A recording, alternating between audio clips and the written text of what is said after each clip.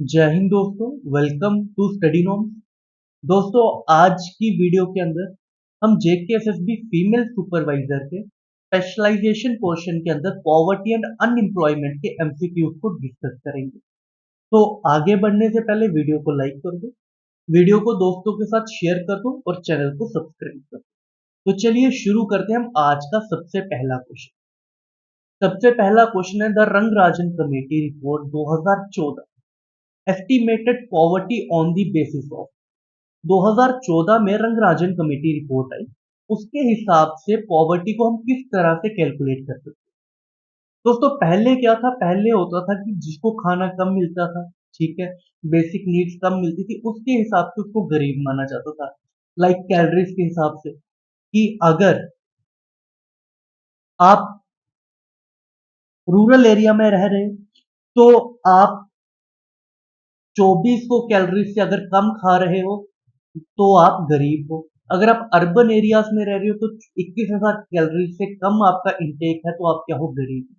पर अगर देखा जाए आज के टाइम पे दोस्तों, लोग तो कैलोरीज का इंटेक कम से कम कर रहे हैं, ठीक है ना। ज्यादा कैलोरीज लेने से बोलते हैं कि बहुत सारी बीमारियां बढ़ रही, तो ये चीजें नहीं मानेगी। अब ऐसा नहीं है इससे पहले कमेटीज नहीं बनी, इससे पहले पॉवर्टी को एस्टिमेट करने के लिए अलग अलग चीजें नहीं बताएगी। अगर सबसे पहली बात करूं तो सबसे पहली पॉवर्टी लाइन जो एस्टिमेट करी थी वो करी थी 1979 में। तो ये किस कमेटी के अकॉर्डिंग करी थी, ये करी थी वाई के अलग कमेटी, ठीक है। उसके बाद और भी कमेटीज आई, लाइक 1993 में आई आपकी डी के लक्कड़वाला कमेटी। उसके बाद आपकी 2009 में आई तेंदुलकर कमेटी। 2012 में आई आपकी रंगराजन कमेटी। 2014 में फिर आई क्या, रंगराजन कमेटी। अब रंगराजन कमेटी के अकॉर्डिंग जो पॉवर्टी को एस्टिमेट करा जाता है वो किस बेसिस पे करा जाता है, वो करा जाता है कंजम्पशन एंड एक्सपेंडिचर, कि आपने कितना कंज्यूम करा और कितना खर्चा करा। एक आपको वैल्यू दे दी जाएगी, अगर आप इससे कम खर्चा कर रहे हो तो आप बीपीएल के अंदर आ रहे हो, यानी कि बिलो पॉवर्टी लाइन के अंदर। अगर आप उस वैल्यू से ज्यादा खर्च कर रहे हो तो आप अबव पॉवर्टी लाइन के अंदर आ रहे हो। अब दोस्तों, पॉवर्टी की बात हुई है तो पॉवर्टी भी दो तरह की होती है, गरीबी भी दो तरह की होती है। एक होती है आपकी एब्सोल्यूट एब्सोल्यूट पॉवर्टी, दूसरी होती है आपकी रिलेटिव पॉवर्टी, ठीक है। एब्सोल्यूट पॉवर्टी क्या होती है? एब्सोल्यूट पॉवर्टी वो पॉवर्टी होती है जब किसी आदमी की इनकम इतनी कम है कि वो अपनी बेसिक नीड्स भी फुलफिल नहीं कर पा रहा, लाइक आपका रोटी, कपड़ा, मकान, ठीक है। दूसरी होती है रिलेटिव पॉवर्टी। रिलेटिव पॉवर्टी क्या होती है? जब हम किसी के रिलेट करके पॉवर्टी बोलते हैं कि मैं उससे गरीब हूं या मैं उससे अमीर हूं, उसको हम रिलेटिव पॉवर्टी बोलते हैं। तो इतना सारा समझने के बाद हमें क्या पता लग रहा है, इस क्वेश्चन का आंसर क्या आएगा दोस्तों? इस क्वेश्चन का आंसर आएगा कंजम्पशन एक्सपेंडिचर। चलिए अगले क्वेश्चन पे चलिए। तो आगे बढ़ने से पहले एक थोड़ी सी और डिटेल बता दूं, इंफॉर्मेशन बता दूं। आई नो काफी बच्चे बोल रहे होंगे कि रेमो सर ने हमें पढ़ाया है, तो एमसीक्यू मैं आपको पढ़ाऊंगा क्योंकि रेमो सर आप ही के लिए और चीजें कर रहे हैं जो आपको बहुत जल्दी पता लग जाएंगी। एंड जज मत करिएगा, आई एम क्वालिफाइड कि मैं आपको ये पढ़ा सकता हूँ। मेरी ग्रेजुएशन सोशल स्टडीज में हुई है, मास्टर्स मेरी बिजनेस इकोनॉमिक्स में हुई है। तो स्पेशलाइजेशन पोर्शन के अंदर जितने भी यूनिट्स हैं मैं ऑलरेडी पढ़ चुका हूँ और मैं योग्य हूं आपको पढ़ाने के लिए। चलिए अगले क्वेश्चन पे चलते हैं। सेकंड क्वेश्चन बोल रहा है विच of the following states in India is having the highest unemployed population. सबसे ज्यादा बेरोजगार जनता कहाँ की है? तो ये तो सीधा सीधा याद रखना पड़ेगा यार, ये है हरियाणा, ठीक है। ये तो आप डायरेक्ट याद कर सकते हो, ठीक है। चलो अगले क्वेश्चन पे बोल रहे हैं। In India a person in rural areas is considered poor if he spend less than the following amount in a day। अभी हम रंगराजन कमेटी पढ़ के आए, उसमें हमने बोला था एक वैल्यू है, अगर उससे कम खर्चा कर रहे हैं यानी कि हम क्या है, गरीब है। अगर हम उससे ज्यादा खर्चा कर रहे हैं यानी कि हम क्या है, अमीर है। मतलब बीपीएल एपीएल की बात कर रहा हूं, ठीक है। दोस्तों अगर मैं बात करूं कि अर्बन एरिया में अगर आप 1407 से कम, ठीक है, इससे कम अगर आप खर्चा कर रहे हो तो आप जो है बीपीएल के अंदर हो। अगर आप इससे ज्यादा कर रहे हो तो आप एपीएल के अंदर हो।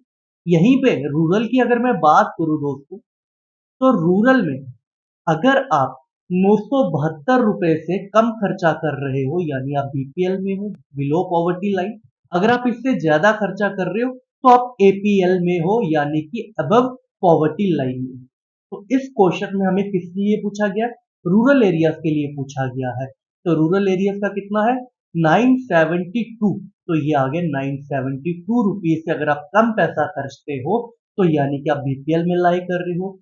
अगर आप 972 रुपए से ज्यादा खर्चा कर रहे हो यानी कि आप एपीएल में लाई कर रहे हो। ठीक है दोस्तों, चलिए अगले क्वेश्चन पे। बहुत बढ़िया, कह रहा है as per Jan Arogya Yojana which of the following statement is correct. Jan Arogya, आरोग्य क्या हो गया? आरोग्य यानी कि बिना रोग, ठीक है ना, कोई भी आपको बीमारी नहीं है। अब दोस्तों अगर मैं बात करूं जन आरोग्य योजना जो है ये कंपोनेंट है किसके अंदर का? आयुष्मान भारत के अंदर। आयुष्मान भारत। अब आयुष्मान भारत जो है ये कब लॉन्च हुआ था? 2018 में लॉन्च हुआ था। इसके अंदर दो कंपोनेंट्स थे। इसके अंदर दो कंपोनेंट्स थे, एक था पीएम जेएवाई जिसको आप पीएम जन आरोग्य योजना कहते हैं। अर्लियर, इससे पहले इस योजना को क्या कहा जाता था? नेशनल प्रोटेक्शन स्कीम कहा जाता था। क्या? National protection scheme. और दूसरा को जो आपका कंपोनेंट है आयुष्मान भारत के अंदर वो क्या है? Health and wellness centre. Health and wellness centre. अब दोस्तों हेल्थ एंड वेलनेस सेंटर का ना नाम चेंज हो चुका है। अब इसका नाम रख दिया गया है आयुष्मान आरोग्य मंदिर। याद रखना, ये चीज आपको करंट में पूछी जा सकती है। आयुष्मान आरोग्य मंदिर, ठीक है दोस्तों। अब इसके अंदर क्या होता है? पीएमजेएवाई के अंदर क्या होता है? जो भी फैमिली है, पूरी फैमिली को 5 लाख का क्या मिलता है? आपको हेल्थ इंश्योरेंस मिलता है। हेल्थ इंश्योरेंस मिलता है पर एनम, ठीक है ना।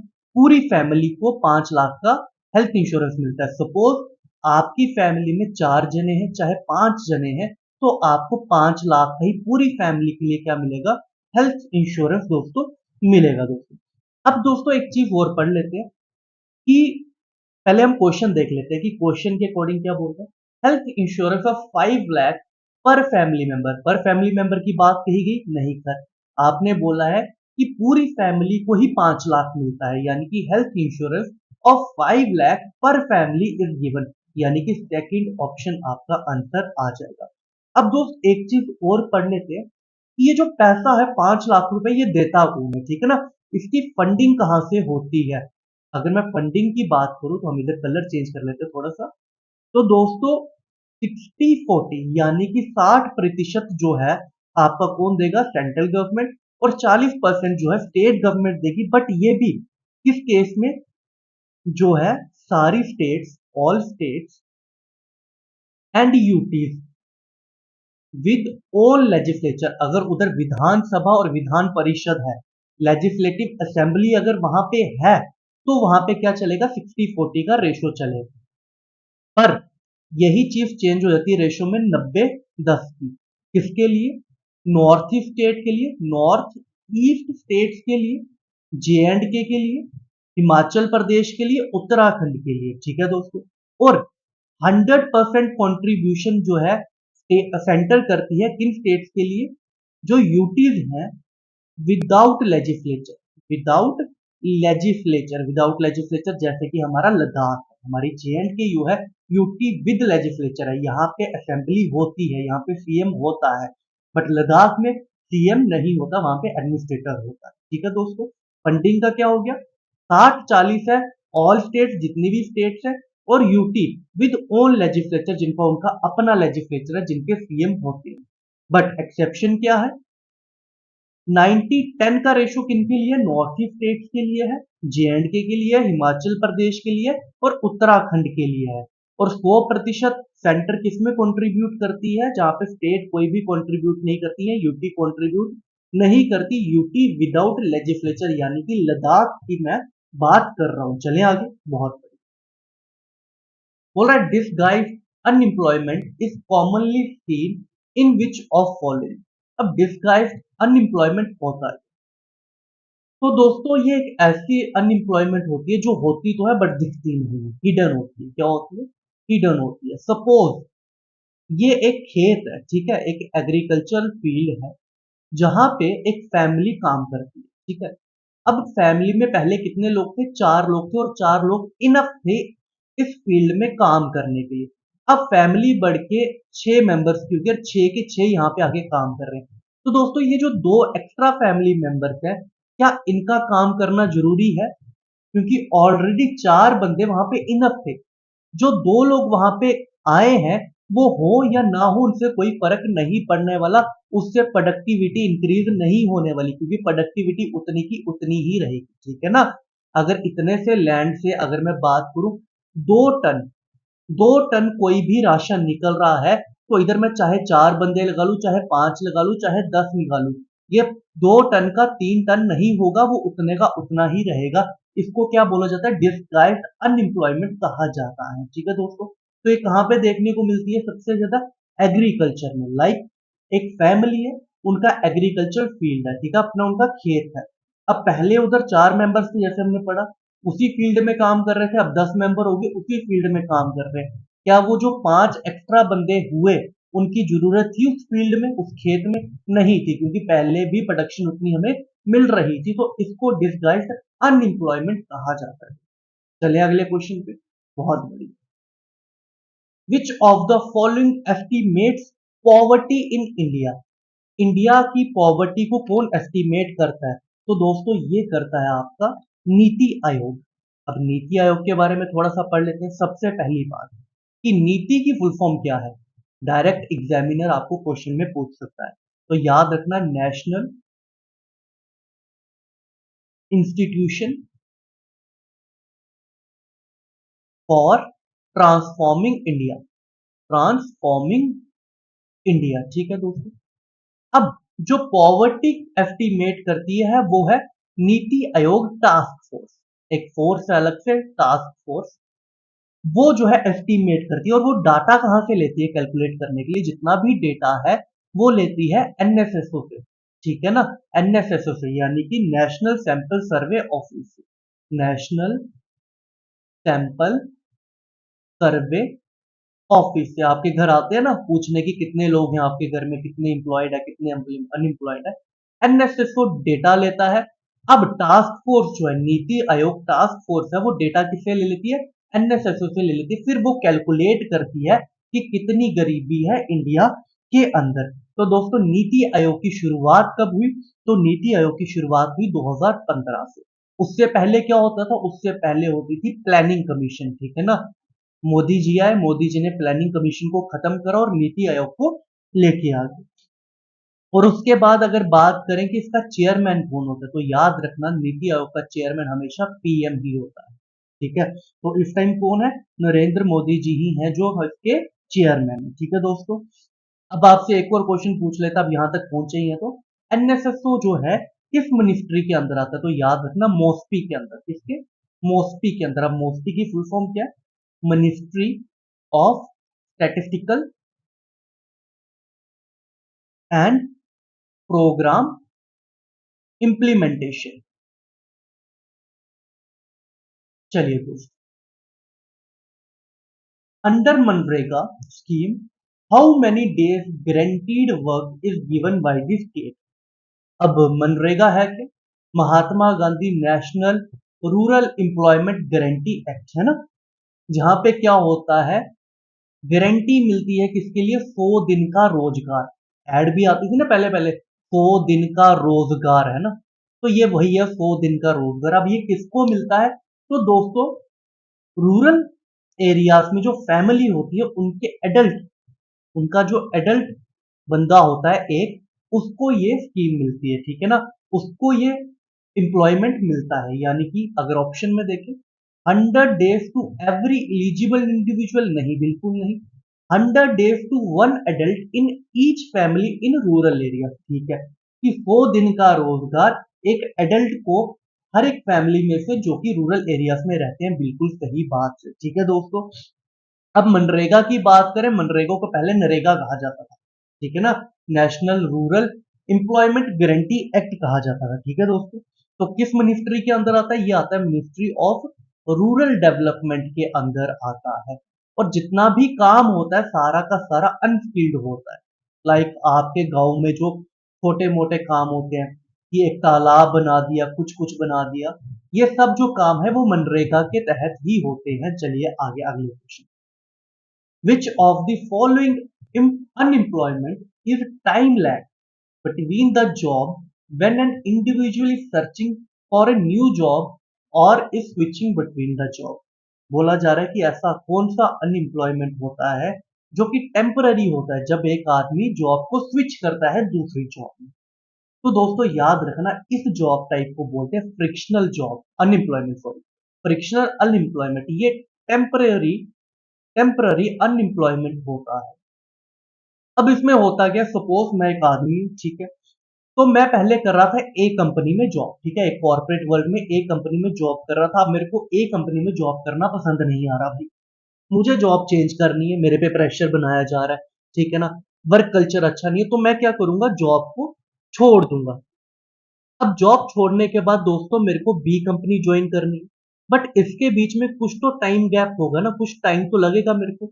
ये जो टाइम गैप होता है इसी को क्या बोला जाता है, फ्रिक्शनल अनएम्प्लॉयमेंट। फ्रिक्शनल अनएम्प्लॉयमेंट यानी कि जो टेम्पररी अनएम्प्लॉयमेंट होता है कुछ टाइम के लिए एक कंपनी से दूसरी कंपनी में जाने के लिए, उसको फ्रिक्शनल अनएम्प्लॉयमेंट कहा जाता है। तो इसका आंसर ये आ जाएगा। अब बात करें सीजनल अनएम्प्लॉयमेंट क्या होता है दोस्तों। सीजनल अनएम्प्लॉयमेंट वो अनएम्प्लॉयमेंट होता है जब कोई काम जो है सीजन बाय सीजन चलता है। सपोज अगर मैं बात करूं एप्पल, जो लोग एप्पल का एम्प्लॉयमेंट करते हैं, जिनका काम ही एप्पल को काटना बेचना या उन्हीं चीज में वर्क करते हैं, जितना उसका सीजन होता है उसी टाइम काम करते हैं, उसके बाद वो अनएम्प्लॉयड हो जाते हैं। उसी चीज को सीजनल एम्प्लॉयमेंट कहा जाता है, ठीक है, अनएम्प्लॉयमेंट कहा जाता है।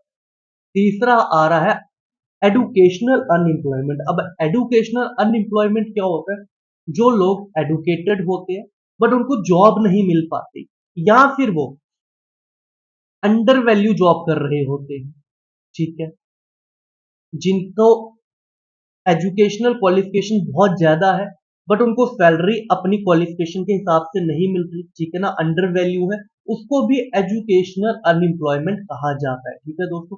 चले अगले क्वेश्चन पे, बहुत बढ़िया।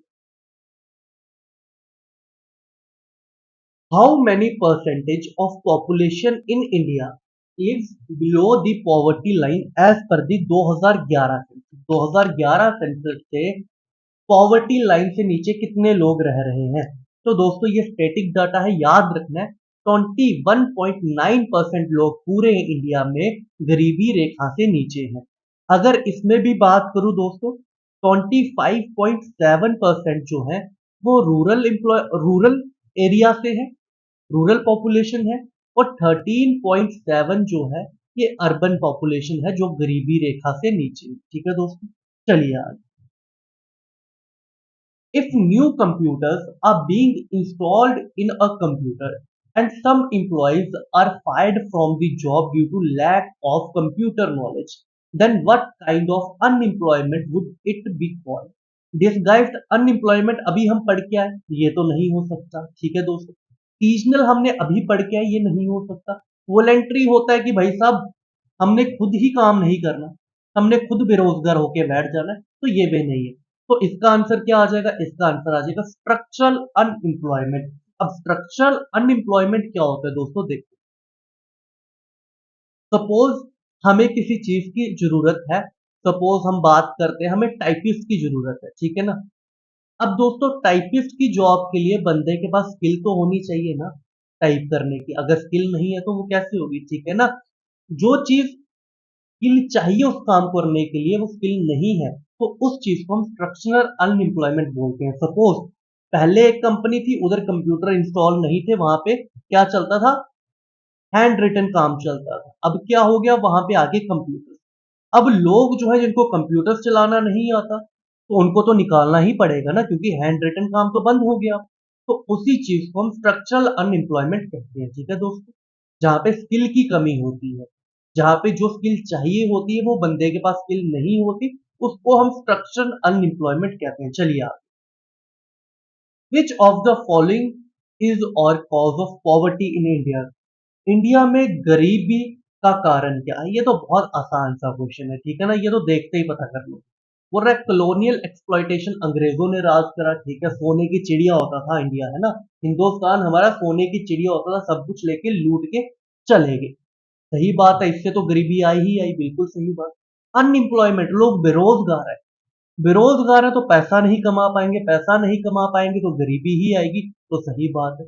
ओवर पॉपुलेशन, कि इतनी ज्यादा जनता होगी, किस किस को काम, ठीक है ना, किस किस को काम दे, तो कहां कहां से पैसा कमाए, तो बहुत सही बात है, ये भी हो सकता है। तो इसका आंसर क्या आएगा? ऑल इसका आंसर आ जाएगा। चलिए, एज पर interim budget 2024, how many people were moved out of multi dimensional poverty? सबसे पहली बात, इंटीरियम बजट होता है दोस्तों। इंटीरियम बजट वो बजट होता है जिस ईयर में क्या होने हो, इलेक्शन होने हो, ठीक है ना, पीएम के इलेक्शन होने हो, तो गवर्नमेंट जो होती है फुल फ्लेज अपना बजट नहीं अनाउंस कर सकती पूरे फाइनेंशियल ईयर के लिए। तो वो कुछ देर का, कुछ महीनों का एक बजट निकालते हैं, ताकि जो हमारी कंट्री है वो चलती रहे, ठीक है ना, उनका पेस जो है बराबर रहे। तो उस बजट को क्या बोला जाता है? इंटीरिम बजट बोला जाता है। और जैसे ही सरकार बनती है तो वो इंटीरिम बजट खत्म होके फिर आपका फाइनेंशियल ईयर बजट फिर से आ जाता है, ठीक है दोस्तों। तो बोला जा रहा है कि इस साल जो इंटीरिम बजट आया, इस साल इलेक्शन भी था, इंटीरिम बजट आया, उसमें कितने लोगों को मल्टी डायमेंशनल पॉवर्टी से निकाला गया। अब मल्टी डायमेंशनल पॉवर्टी क्या होती है? एक नया वर्ड आ गया हम सभी के लिए दोस्तों, मल्टी डायमेंशनल पॉवर्टी। अब पॉवर्टी की अगर बात करूं, वर्ल्ड बैंक की अलग डेफिनेशन है, ठीक है ना, वर्ल्ड बैंक की अलग डेफिनेशन है पॉवर्टी को लेके। वर्ल्ड बैंक के हिसाब से सिर्फ जिन लोगों के पास पैसा नहीं है वही गरीब है। लाइक, अगर कोई भी लोग 180 रुपए से कम कमा रहे हैं तो वो गरीब है। बट मल्टी डायमेंशनल पॉवर्टी जो है वो अलग तरह की, उसमें बोला जाता है सिर्फ मोनेटरी टर्म्स पे ही हम कैलकुलेट नहीं कर सकते, सिर्फ मनी ही पैरामीटर नहीं है मल्टी डायमेंशनल पॉवर्टी को कैलकुलेट करने का। क्या यहाँ पे अगर लैक ऑफ एजुकेशन है, लैक ऑफ इंफ्रास्ट्रक्चर है, लैक ऑफ हेल्थ सिक्योरिटी है, तो ये सब के सब मल्टी डायमेंशनल पॉवर्टी के अंदर आते हैं। तो क्या बोला गया कि कितने लोगों को निकाला गया? तो दोस्तों याद रखना, 25 करोड़ लोगों को मल्टी डायमेंशनल पॉवर्टी से निकाला गया। अब आपको पता भी चल गया कि मल्टी डायमेंशनल पॉवर्टी आखिरकार होती क्या है। चले आगे, चलिए भाई साहब, कह रहा who are counted in the labour force of the country, कि किस एज से किस एज तक के लोग जो होते हैं उनको लेबर फोर्स में माना जाता है कि ये लेबर फोर्स है इंडिया के अंदर। 18 से 60, बहुत सामने सामने लगता है कि 18 से 60 होगा, बट ये गलत आंसर है। 15 से 65 यही हमारा सही आंसर है। 15 से पहले 14 पे तो हो ही नहीं सकता, क्योंकि वहां पे जो है आपका 14 साल से कम के बच्चों को एलिमेंट्री एजुकेशन प्रोवाइड करना जो है कंपलसरी है, ठीक है ना। तो 65 साल में लोग कॉमनली जो है रिटायर हो जाते हैं। तो जो सही एज है वो है 15 से 65। अगर दोस्तों आपको ये 16 से 64 भी दिखता है तो उसको भी टिक करके आ जाना, वो भी गलत नहीं माना जाएगा। चलिए, प्रधानमंत्री रोजगार योजना, रोजगार प्रोत्साहन योजना जो है किससे रिलेटेड? तो दोस्तों पहला बोल रहा है incentivising employer to generate employment, ठीक है, इंसेंटिव्स देना एम्प्लॉयर्स को अगर वो एम्प्लॉयमेंट जनरेट करते हैं। Supporting farmers financially, pension to labour in unorganise sector. अब दोस्तों ये किसके लिए होती है? देखो, सपोज मैं एक कंपनी बनाता हूँ, ठीक है, मैं एक कंपनी बनाता हूँ XYZ। अब मेरे को वहां पे एम्प्लॉयमेंट की जरूरत है। अब मैं वहां पे क्या कर रहा हूँ, एक न्यू, और मेरी कंपनी जो है पीएफ के अंतर्गत आती है, यानी कि मैं पीएफ बांट रहा हूँ अपने एम्प्लॉयमेंट, ठीक है ना, प्रोविडेंट फंड दे रहा हूँ अपने एम्प्लॉयज। तो अगर मैं कोई नया एम्प्लॉय हायर करता हूं, कोई नया वर्कर जो है हायर करता हूं, तो उसको भी मेरे को पीएफ देना है, उसको भी तो पीएफ देना ही पड़ेगा ना, प्रोविडेंट फंड, क्योंकि मेरी कंपनी प्रोविडेंट फंड दे ही रही है। तो दोस्तों प्रोविडेंट फंड में भी क्या होता है, आपकी मंथली सैलरी का कुछ पोर्शन कट होता है। कितना कट होता है?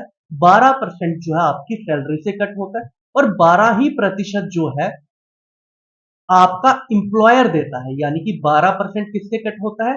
इंप्लॉय से कट होता है। इंप्लॉय कौन होता है? जो नौकरी कर रहा होता है। इंप्लॉयर कौन होता है? जो नौकरी दे रहा होता है। तो 12% ही इंप्लॉयर से कट हो रहा होता है।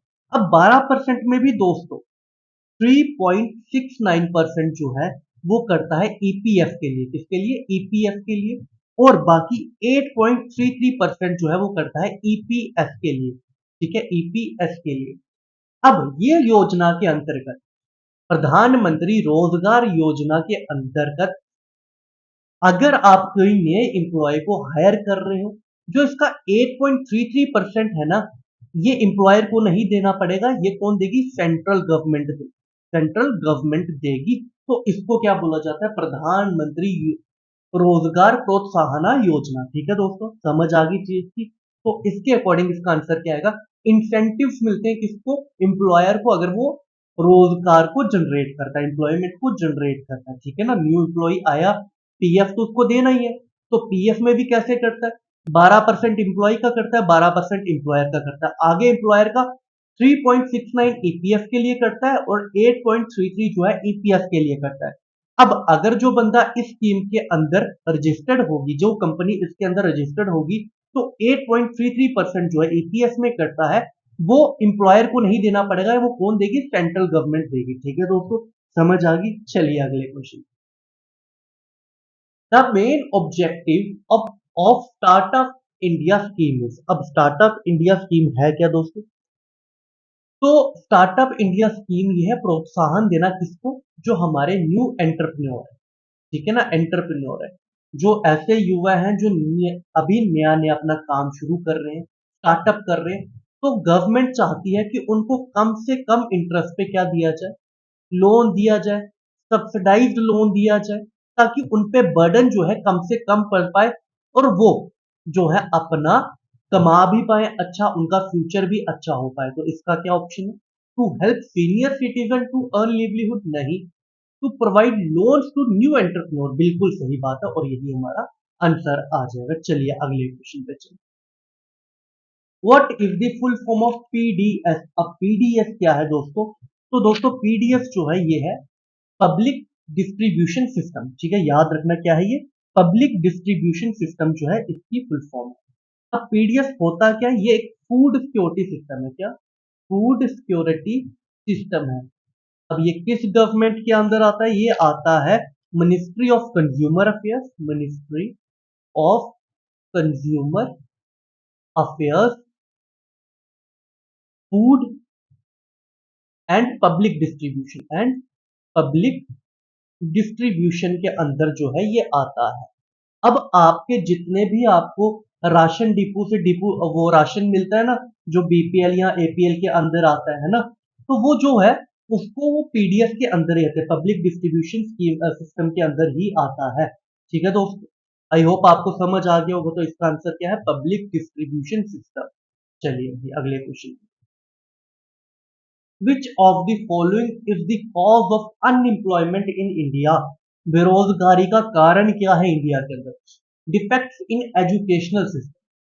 कि एजुकेशनल सिस्टम भाई साहब नहीं है सही। यार देखो, आज के टाइम पे एक बच्चा सपोज क्या कर रहा है, कोई भी डिग्री कर रहा है, और वो वहां पे पढ़ रहा है फाइनेंस के बारे में, या एमबीए कर रहा है एक छोटे मोटे कॉलेज से, वो पढ़ रहा है फाइनेंस के बारे में। ठीक है, वो पढ़ रहा है एचआर के बारे में, बट उसको जॉब किस में मिलती है? वो उसको जॉब मिलती है मार्केटिंग में, सेल्स में जॉब मिलती है। ठीक है ना, जो उसको पढ़ाया गया वो तो यूज ही नहीं कर रहा ना वो जॉब में। ठीक है, उसको पढ़ाया गया कि कंपनी को कैसे प्रॉफिट में लेके आना है, बट वो क्या कर रहा है? सेल्स कर रहा है घर घर पे जाके। तो ये जो है डिफेक्ट्स ही है हमारे एजुकेशनल सिस्टम में, जो हमें पढ़ाया जा रहा है वो हमें यूज में नहीं आ रहा। ठीक है ना, वो या हमसे यूज में लिया नहीं जा रहा। तो ये भी कारण है अनएम्प्लॉयमेंट का। ठीक है, अब जो बच्चा फाइनेंस में अच्छा होगा, जरूरी थोड़ा ना वो सेल्स में भी अच्छा होगा, नहीं हो सकता। तो इस वजह से अनएम्प्लॉयमेंट होगा ही होगा। दूसरा बोल रहा है डोमिनेंस ऑफ एग्रीकल्चर, जितना लोग अगर आ जाके खेती खेती खेती खेती कितनी करोगे यार, ज्यादा खेती करोगे तब भी तो अनएम्प्लॉयमेंट आएगा, बिल्कुल सही बात है।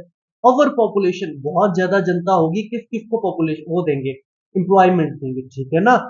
अब हमारी ही नौकरी की बात करें, जेकेएसएसबी की ही बात करें, तो फॉर्म लगता है 10 लाख, वैकेंसी कितनी है 1,000, तो लगा लो कितने परसेंट जॉब मिल रही है, बाकी लोग कहाँ जाएंगे ओवर पॉपुलेशन के हिसाब से। तो ये भी एक वो है कॉज है। तो इसका आंसर क्या आएगा, ऑल इसका आंसर आ जाएगा। चलिए ठीक है, अब अगला ऑप्शन देखो, पीएम जन धन योजना इज रिलेटेड टू। अब पीएम जन धन योजना क्या है, प्रधानमंत्री जन धन योजना। तो दोस्तों ये है 2014 में लॉन्च हुई है।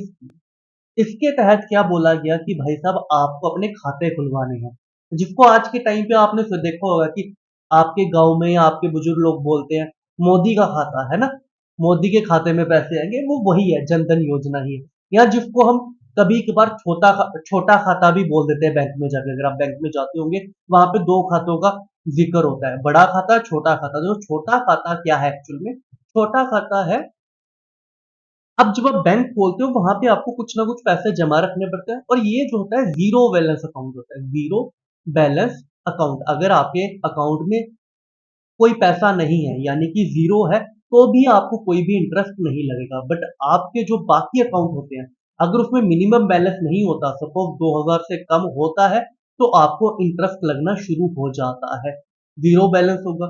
तीसरी चीज, आपको इसके तहत एक डेबिट कार्ड मिलेगा जो कि रुपए कार्ड होगा, ठीक है ना। उसके बाद अगर देखा जाए 1 लाख का इंश्योरेंस भी मिलेगा। अब 2018 के बाद ये चेंज होकर कितना हो गया, कितना हो गया, 2 लाख हो गया। इसी के बहुत सारे कंपोनेंट भी हैं, जिन जिनके पास ये अकाउंट है उनको ऑप्शंस मिलता है पीएम जे बीवाई का, यानी कि प्रधानमंत्री जीवन ज्योति बीमा योजना। दूसरा आता है पीएम एसबीवाई, प्रधानमंत्री सुरक्षा बीमा योजना। फिर आता है अटल पेंशन स्कीम, इन सभी के अंदर आती है। तो इसका आंसर क्या आएगा, फाइनेंशियल असिस्टेंस टू फार्मर नहीं, फाइनेंशियल असिस्टेंस टू वुमेन नहीं, ओपनिंग बैंक अकाउंट बिल्कुल सही बात है। जनधन योजना का मतलब ही ये है कि बैंक अकाउंट ज्यादा से ज्यादा लोग खोल पाए। 2014 से पहले की अगर हम बात करें, तो बहुत सारी जनता ऐसी थी जिनके बैंक अकाउंट्स ही नहीं थे, और जो सरकार की कोई भी स्कीम आती थी लोगों तक पैसा पहुंच ही नहीं पाता था, ठीक है ना। लोगों तक पैसा पहुंच ही नहीं जाता था, मीडिएटर पैसा खा जाता था। बट जैसे ही ये स्कीम आई उसके बाद क्या हुआ कि डायरेक्ट पैसा लोगों के अकाउंट में आना शुरू हो गया, ठीक है दोस्तों। चलिए, in which factor majority of India workforce is employed, primary secondary tertiary. अब दोस्तों प्राइमरी सेक्टर है आपका कौन सा, agricultural sector, agricultural sector. Secondary होता है आपका इंडस्ट्रियल सेक्टर जो होता है, ठीक है, इंडस्ट्रियल सेक्टर। थर्ड आपका होता है सर्विस सेक्टर, टर्शरी सेक्टर जिसको बोलते हैं सर्विस सेक्टर बोलते हैं। आज के टाइम पे लगभग अगर बात करें 50%, लगभग 50% जनता जो है प्राइमरी सेक्टर में ही डील कर रही है। तो इसका आंसर क्या आएगा कि सबसे ज्यादा लोग कहां पे काम कर रहे हैं, प्राइमरी सेक्टर में कर रहे हैं। बट सबसे ज्यादा पैसा नहीं यहां से कमा रहे, काम सबसे ज्यादा यहां पे कर रहे हैं, बट जीडीपी को कंट्रीब्यूट ये सेक्टर नहीं कर रहा है। आगे देखते, वही बात आ गई क्वेश्चन में, प्राइमरी सेक्टर जरूर सबसे ज्यादा वर्क फोर्स यहां पे है, बट जीडीपी को कंट्रीब्यूट ये नहीं कर रहा। जीडीपी को सबसे ज्यादा कंट्रीब्यूट कर रहा है tertiary sector, service sector contribute कर रहा है। चलिए अगले क्वेश्चन पे, अच्छा यही थे तो दोस्तों, ये थे हमारे आज के 20 क्वेश्चन। आई होप आपको ये 20 क्वेश्चन अच्छे लगे होंगे। अगर अच्छे तो बताइए कमेंट्स में कितना स्कोर आपने करा। तो आपको अगर अच्छा लगे हम इस पे और भी वीडियोस ला सकते हैं, अगर आपको अच्छा लगे तो हम इस पे लाइव क्लासेस भी ला सकते हैं। जैसा आप कहेंगे, जैसा आपका रिस्पॉन्स होगा, उसी के हिसाब से आपको अगली वीडियो जो है मिल जाएगी। तो तब तक के लिए दो इजाजत, थैंक यू सो मच, जय हिंद।